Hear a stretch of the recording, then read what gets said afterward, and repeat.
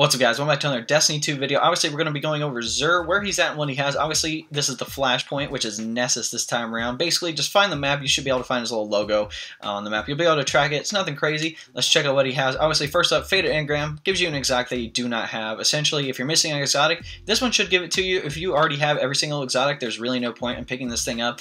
If there's an exotic down here that you do not have, pick it up first before you pick up the Fated Engram, because it accidentally, maybe not accidentally, but it might give you one of these exotics if you do not have it yet down here.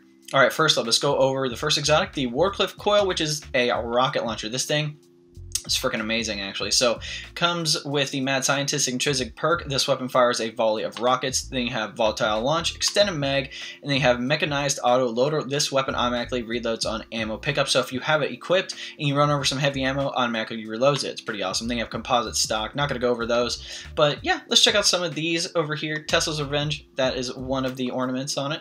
Looks pretty awesome. And then this one's one of the Crimson Days ones where you actually got it from completing the raid. So this is the one I have on it right now.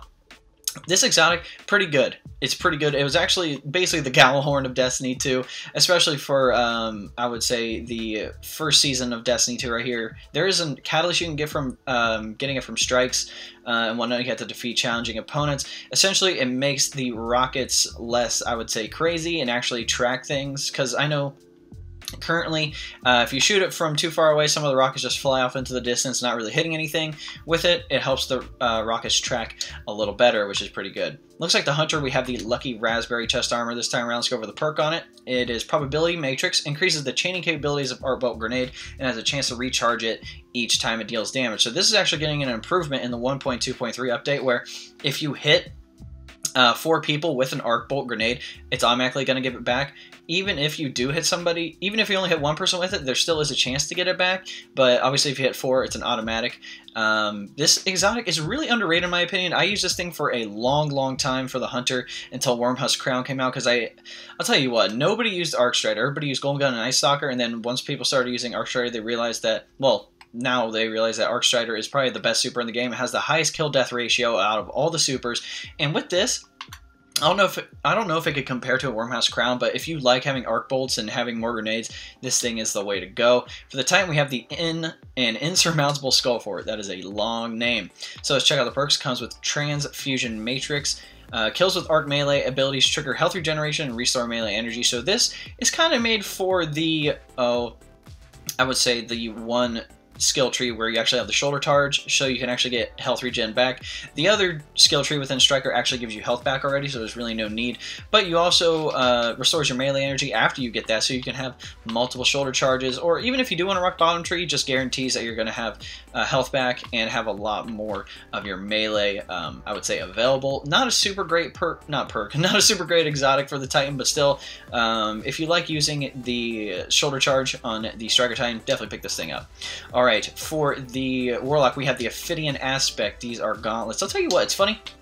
All of these exotics were Destiny 1 exotics, and now they're brought into Destiny 2. Kind of weird, but let's go over it. So it comes with Cobra Totemic, weapons ready and reload very quickly, melee range is extended, so essentially you get fast reload, quick draw on all your weapons, and an extended melee range. This is one of the best exotics for the Warlock, I would say, if you want to use it for the Crucible. Obviously, PvE-wise, Lunafaction boots are definitely the way to go, but if you want something for the Crucible, this thing is definitely really good. Having quick draw on all your weapons increases, obviously having that increase the reload speed is really good. Having that extended melee range is really good. Obviously, melee range on most classes right now is not super good unless you have Syntheseps on the Titan, so anything that you can kind of get, like, I would highly recommend rocking this thing out for the Crucible. It's definitely one of my favorite things to use. Yeah, that's basically all for those exotics. Let's go over the consumables. You have 3 of coins, basically increases your chance to get exotic engrams from sources in the world in the last 4 hours. And then the legendary Nightfall Challenge card. So basically, you can pick one Singe, and then you can do an advantage or disadvantage, and the last 2 you can only pick disadvantage, so it allows for more of a variety when you go into the Prestige Nightfall Strike, and it messes with your score multiplier a little more as well, so you could potentially get a higher score, which is pretty awesome. Alright guys, that seems to be it for Xur. If you want to know how to support me, there'll be a link below. Say best way to support me. I'll take you to a 4-minute video. It's nothing crazy. If you want to go check that out, that'd be awesome. But if you don't want to do that, you can always like this video, subscribe to the channel, share this video, turn on the notification bell, next subscribe if you can notify when I drop some new content on the channel, and then comment what you guys want to see below. Making content for y'all, so whatever you want to see, I'll try to get out there as quickly as possible. Also, the Discord link is below. We're letting everybody in. There's no requirements. You don't have to be part of the clan.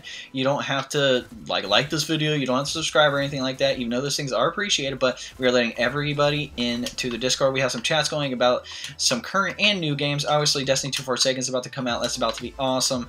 Obviously, games like Anthem to Division 2. Obviously, current games like Fortnite. We have chats going about that. We also have some voice chats. So if you want a crispy audio connection, we have that going for you. If you want to run a Nightfall or raid with anybody in there, you can join in and find some people to run that stuff with. Alright guys, hope you enjoyed this video. We'll catch you next time.